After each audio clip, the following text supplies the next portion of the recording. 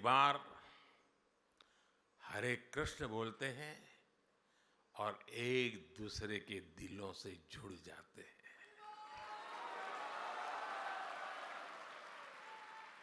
इसलिए दुनिया के लिए राष्ट्र एक राजनीतिक अवधारणा हो सकती है, लेकिन भारत के लिए तो एक भारत श्रेष्ठ भारत ये आध्यात्मिक आस्था है।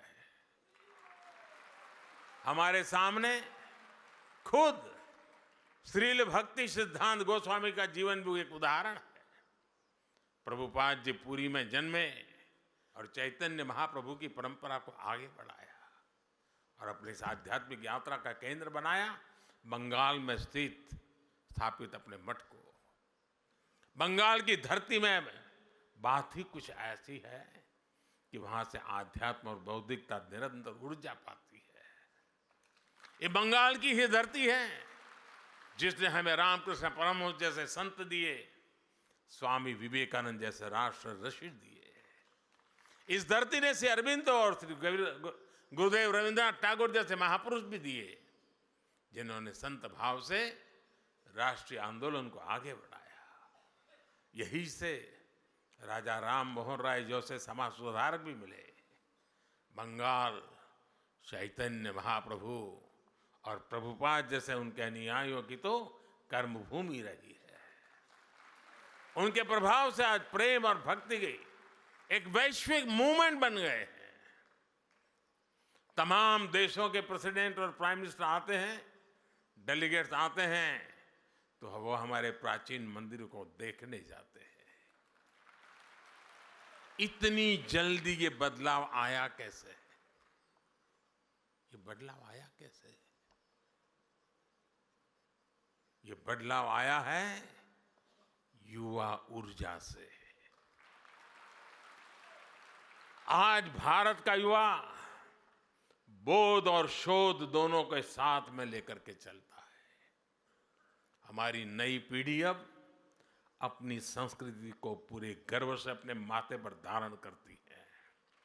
आज का युवा स्पिरिचुअलिटी और स्टार्टअप्स दोनों की अहमियत समझता है, दोनों की काबिलियत रखता है। इसलिए हम देख रहे हैं आज काशी हो या अयोध्या, तीर्थ स्थलों में जाने वालों में बहुत बड़ी संख्या हमारे युवाओं की होती है। भाइयों और बहनों, जब देश की नई पीढ़ी इतनी जागरूक हो तो ये स्वाभाविक है कि देश चंद्रयान भी बनाएगा और चंद्रशेखर महादेव का धाम भी सजाएगा। जब नेतृत्व युवा करेगा तो देश चंद्रमा पर रोवर भी उतारेगा और उस स्थान को शिव शक्ति नाम देकर अपनी परंपरा को पोषित भी करेगा।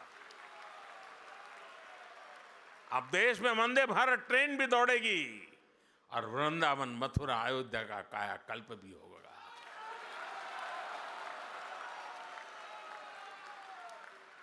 मुझे बताते हुए भी खुशी हो रही है कि हमने नमामि गंगे योजना के तहत बंगाल के मायापुर में सुंदर गंगा घाट का निर्माण भी शुरू किया है। साथियों, विकास और विरासत की ये हमारा कदम ताल 25 वर्षों के अमृत काल में ऐसे ही अनवरत चलने वाला है। संतों के आशीर्वाद से चलने वाला है। संतों के आशीर्वाद से हम विकसित भारत का निर्माण करेंगे और हमारा अध्यात्म पूरी मानवता के कल्याण का मार्ग प्रशस्त करेगा। इसी कामना के साथ आप सभी को हरे कृष्णा, हरे कृष्णा, हरे कृष्णा। बहुत बहुत धन्यवाद।